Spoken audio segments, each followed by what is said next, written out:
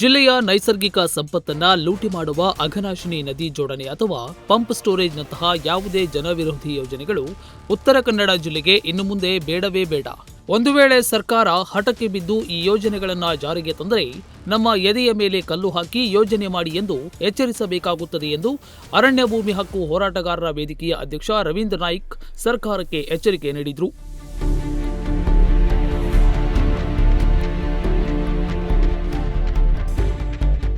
ಸೋಮವಾರ ತಾಲೂಕಿನ ಗೋಳಿಮಕ್ಕಿಯಲ್ಲಿ ಅರಣ್ಯ ಭೂಮಿ ಹಕ್ಕು ಹೋರಾಟಗಾರರ ವೇದಿಕೆ ವತಿಯಿಂದ ಆಯೋಜಿಸಿದ್ದ ಪ್ರಸ್ತಾವಿತ ಅಘನಾಶಿನಿ ಯೋಜನೆ ವಿರೋಧಿಸಿ ಸಭೆಯನ್ನ ಅಧ್ಯಕ್ಷತೆ ವಹಿಸಿ ಮಾತನಾಡಿದರು. ಅಘನಾಶಿನಿ ನದಿಯು ಅತ್ಯಂತ ಪವಿತ್ರವಾಗಿ ಹುಟ್ಟಿ ಸಮುದ್ರ ಸೇರುವ ನದಿಯಾಗಿದೆ.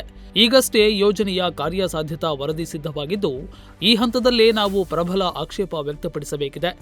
ನಮ್ಮಲ್ಲೇ ನೀರು ಇಲ್ಲದಿದ್ದಾಗ ಈ ನೀರನ್ನು ಬಯಲು ಸೀಮೆಗೆ ಕೊಂಡೊಯ್ದರೆ ಈ ಭಾಗದ ಜನರ ಬದುಕು ಶೂನ್ಯವಾಗಲಿದೆ ಎಂದು ಆತಂಕವನ್ನ ವ್ಯಕ್ತಪಡಿಸಿದರು.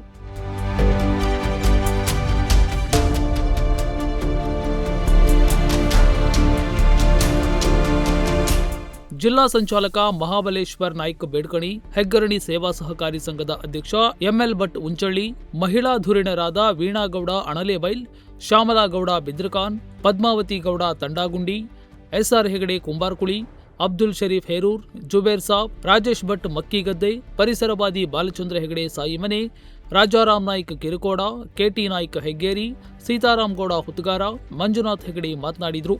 ವೇದಿಕೆಯ ಮೇಲೆ ಜಿಲ್ಲಾ ಸಂಚಾಲಕ ಇಬ್ರಾಹಿಂ ಗೌಡಳ್ಳಿ, ಗೋವಿಂದ ಗೌಡ ಕಿಲವಳ್ಳಿ, ದಿವಾಕರ್ ನಾಯ್ಕ್ ಬಾಳೆಜಡ್ಡಿ, ಕೆಟಿ ನಾಯ್ಕ್ ಹೇರೂರ್, ಆರ್ಟಿ ನಾಯ್ಕ್, ಸುಬಾನ್ ಸಾಬ್ ಅರೆಂದೂರ್, ಸುಬ್ರಾಯ್ ನಾಯ್ಕ್ ಮುಂತಾದ ಗಣ್ಯರು ಉಪಸ್ಥಿತರಿದ್ದರು.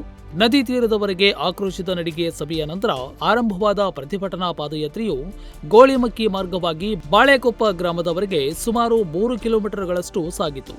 ಅಘನಾಶಿನಿ ಉಳಿಸಿ, ನದಿ ಜೋಡಣೆ ಬೇಡ ಎಂಬ ಘೋಷಣೆಗಳು ದಾರಿಯುದ್ದಕ್ಕೂ ಮೊಳಗಿದವು. ವಿಶೇಷವೆಂದರೆ ಈ ಪಾದಯಾತ್ರೆಯಲ್ಲಿ ಕೇವಲ ಯುವಕರು ಮಾತ್ರವಲ್ಲದೆ ಮಹಿಳೆಯರು, ಹಿರಿಯ ನಾಗರಿಕರು ಹಾಗೂ ಮಕ್ಕಳು ಹೆಚ್ಚಿನ ಸಂಖ್ಯೆಯಲ್ಲಿ ಪಾಲ್ಗೊಂಡು ಯೋಜನೆಯ ವಿರುದ್ಧ ಧ್ವನಿ ಎತ್ತಿದ್ರು.